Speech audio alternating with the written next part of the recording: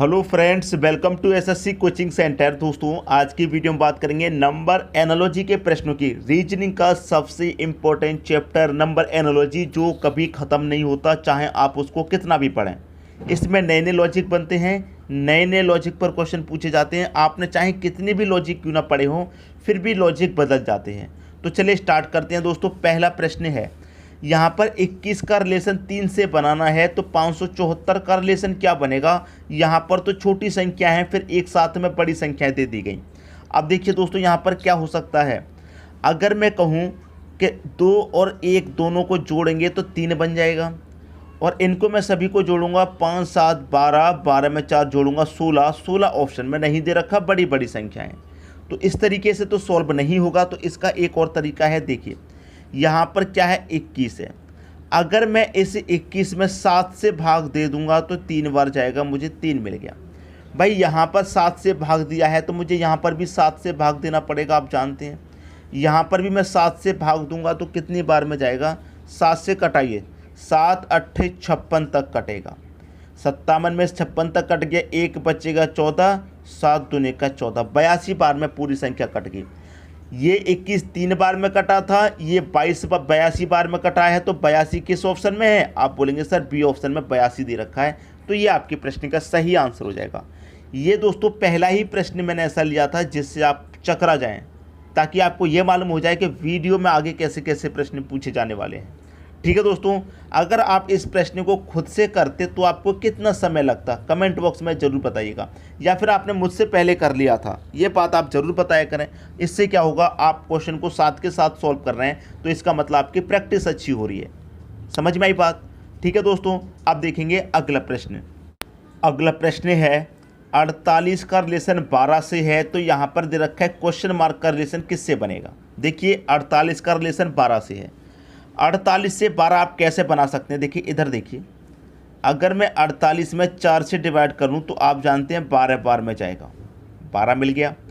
फिर यहाँ पर मैं कौन सी संख्या रखूं कि जिसमें 4 से भाग दूं तो 9 मिले। अगर मैं पहला ऑप्शन ए ले लेता हूं, 68। अगर मैं 68 में 4 से भाग दूं कितनी बार में जाएगा, 4 एकम 4, 2 बचेगा 28, 4 17, 17 बार में जाएगा। यहाँ तो 12 बार में गया, 12 मिल गया। यहाँ 17 बार में जा रहा है तो यहाँ 17 होना चाहिए, लेकिन 9 है, ये गलत हो गया। यहाँ पर क्या दे रखा है, 55। तो 55 में क्या करेंगे, 4 से भाग देंगे तो 4 से 55 में भाग जाएगा नहीं, ये भी गलत हो गया इस तरीके से। तो क्लियर। 42 में भाग दूंगा, 42 में 4 से भाग दूंगा, 42 में भी 4 से भाग नहीं जाएगा, तो ये भी गलत हो गया। अब देखिए एक ऑप्शन बचा है 126। अगर मैं 126 में भी क्या करूँगा, 4 से भाग दूंगा तो 4 से भाग जाएगा, 4 त्रिक का 12, फिर 6 में नहीं जाएगा, तो इसका मतलब ये भी गलत हो गया। तो कौन सा सही है, एक लॉजिक से तो आपका सभी ऑप्शन गलत हो गए, मतलब नहीं लग पा रहा है। तो एक लॉजिक ही तो गलत हो गया है, अभी आप दूसरा लॉजिक भी तो कोई लगा सकते हैं। देखिए आप इनको जोड़ लीजिए, 4 और 8 को क्या करें, जोड़ेंगे तो 4 8 क्या होता है, 12 होता है। जब इस तरीके से इन दोनों का योग 12 है, यहाँ पर भी कोई संख्या ऐसी आएगी जिनका योग 9 होगा। ठीक, 6 और 8 का योग 14 होता है तो ये गलत। इनका योग 10 होता है, ये भी गलत। 4 और 2 8 होता है, ये भी गलत। 6 और 2 8 और 1 9। डी ऑप्शन है जिसका आंसर सही आ रहा है, जिनका योग 9 आ रहा है। ठीक है, तो यहाँ पर कौन सी संख्या आएगी दोस्तों, 126 आएगी, और यहाँ पर 9 से रिलेशन इसका बन जाएगा। जब हम 126 को आपस में जोड़ेंगे, 1 और 2 3 और 6 9, तो 9 आ रहा है हमारा, ये सही हो जाएगा डी ऑप्शन। उम्मीद करता हूँ कि सभी की समझ में अच्छे तरीके से प्रश्न आ गया होगा। अब देखेंगे अगला प्रश्न। अगला प्रश्न है, प्रश्न को आप देखेंगे तो बहुत बड़ी संख्या दे रखी है, और बहुत बड़ी संख्या का रिलेशन बहुत छोटी से बनाया गया है, 14 से। तो यहाँ पर भी बड़ी संख्या है तो बड़ी का रिलेशन छोटी से बनेगा, ऑप्शन में भी छोटी संख्या है। तो बड़ी संख्या से छोटी से रिलेशन आप कैसे बना सकते हैं, आप वही कीजिए जो पिछले क्वेश्चन में क्या है, सभी को जोड़िए। 1 और 7 8, 8 और 2 10, 10 3 13, 13 में 1 जोड़ेंगे 14। सभी का योग कितना आ रहा है, 14। सभी का योग 14 आ रहा है, यहाँ पर आपको 14 दिया गया। उसी तरीके से यहाँ पर भी सबको जोड़िए। 2 और 2 4, 4 और 9 13, 13 में आप जोड़ेंगे 4 17, 17 में 8 जोड़ेंगे कितना, 25। तो यहाँ क्वेश्चन मार्क की जगह कितना जाएगा, 25। किस ऑप्शन में है, सी ऑप्शन में 25 दे रखा है, ये आपके प्रश्न का सही आंसर हो जाएगा। क्लियर हुई दोस्तों बात। उम्मीद करता हूँ कि प्रश्न सभी की समझ में अच्छे तरीके से आ गया होगा। अब देखेंगे अगला प्रश्न। अगला प्रश्न है, 24 का रिलेशन 16 से है तो 52 का रिलेशन क्या बनेगा। भाई 24 का रिलेशन कितने से है, 16 से। इस प्रश्न में दोस्तों जो लॉजिक लगाया गया है बहुत ही बेहतरीन है, अच्छे से समझिए।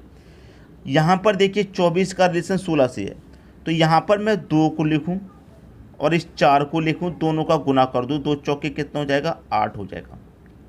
हमको 16 चाहिए, तो ये जो 8 आया है फिर से इसका मल्टीप्लाई 2 से कर देंगे तो 16 मिलेगा। ये लॉजिक है। पहले दोनों का आपस में मल्टीप्लाई किया, 8 आया, फिर से 2 से मल्टीप्लाई कर दिया। अब मैं वही यहाँ पर करूँगा कि 5 का मल्टीप्लाई 2 से कर दूँ, 5 दूने का कितना, 10। फिर जो आया है उसका फिर से 2 से मल्टीप्लाई कर दूँ, तो 10 का 2 से मल्टीप्लाई करूँगा 20। 20 आपको दे रखा है बी ऑप्शन में, ये सही आंसर हो जाएगा।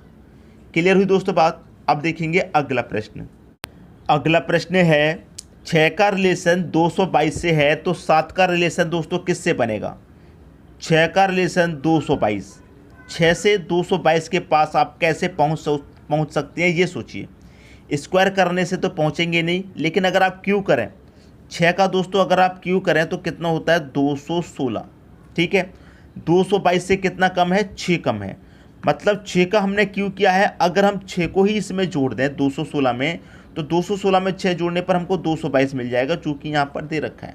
ठीक है, उसी तरीके से यहाँ पर 7 है, तो मैं क्या करूँ, 7 का क्यू करूँ, कितना होता है, 343। यहाँ 6 का क्यू करके 6 को ही जोड़ा, तो यहाँ 7 का क्यू करके हम 7 को ही जोड़ देंगे। 343 में 7 जोड़ देंगे, कितना हो जाएगा, ये हो जाएगा 350। किस ऑप्शन में है, डी ऑप्शन में। इसका मतलब यहाँ पर कौन सी संख्या आएगी, 350 आएगा। ये आपके प्रश्न का सही आंसर हो जाएगा। अब देखेंगे अगला प्रश्न। अगला प्रश्न है आपका 12 का रिलेशन 72 से है, तो 8 का रिलेशन किससे है।